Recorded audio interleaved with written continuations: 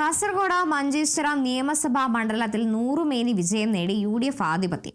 മണ്ഡലത്തിലെ മുഴുവൻ ഗ്രാമപഞ്ചായത്തുകളിലും UDF ഭരണം നേടി. മണ്ഡലത്തിലെ 4 ജില്ലാ പഞ്ചായത്ത് ഡിവിഷനുകളിലും വിജയിച്ചു. മഞ്ചേശ്വരം ബ്ലോക്ക് പഞ്ചായത്തിലും സീറ്റുകളുടെ എണ്ണം ഇരട്ടിയായി വർദ്ധിപ്പിച്ചു.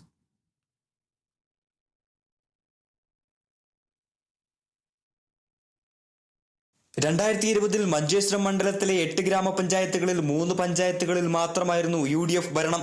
8-8 പിടിച്ചാണ് ഇത്തവണ UDF ശക്തി പ്രകടിപ്പിച്ചത്. LDFിന്റെ കുത്തകയായിരുന്ന പുത്തിക പഞ്ചായത്തിലും ഇത്തവണ UDF മിന്നുന്ന വിജയം നേടി. 2 സീറ്റുണ്ടായിരുന്ന പുത്തികയിൽ 9 സീറ്റുകൾ നേടിയാണ് പഞ്ചായത്തിൽ ഭരണമുറപ്പിച്ചത്. 3 സീറ്റുണ്ടായിരുന്ന പൈവേളിയിൽ 11 സീറ്റോടുകൂടി അധികാരം നേടി. 4 സീറ്റുണ്ടായിരുന്ന വോർക്കാടിയിൽ 10 സീറ്റ് സ്വന്തമാക്കി. 4 സീറ്റുണ്ടായിരുന്ന മീഞ്ചയിൽ 9 വാർഡുകളാണ് ലഭിച്ചത്. 8 വാർഡ് മാത്രമുണ്ടായിരുന്ന മഞ്ചേശ്വരത്ത് 13 സീറ്റ് ലഭിച്ചു. കുമ്പളയിൽ 10-ൽ നിന്ന് 15ആയി വർദ്ധിപ്പിച്ചു. മംഗൽപാടിയിൽ 16-ൽ നിന്ന് 19 വാർഡുകളായി ഉയർത്തി. 6 ഡിവിഷനുകളായിരുന്നു 2020-ൽ മഞ്ചേശ്വരം ബ്ലോക്കിൽ ലഭിച്ചത്. ഇത് 11 ഡിവിഷനുകളായി വർദ്ധിപ്പിച്ച് 3-2 ഭൂരിപക്ഷത്തോടെ ബ്ലോക്ക് സ്വന്തമാക്കി.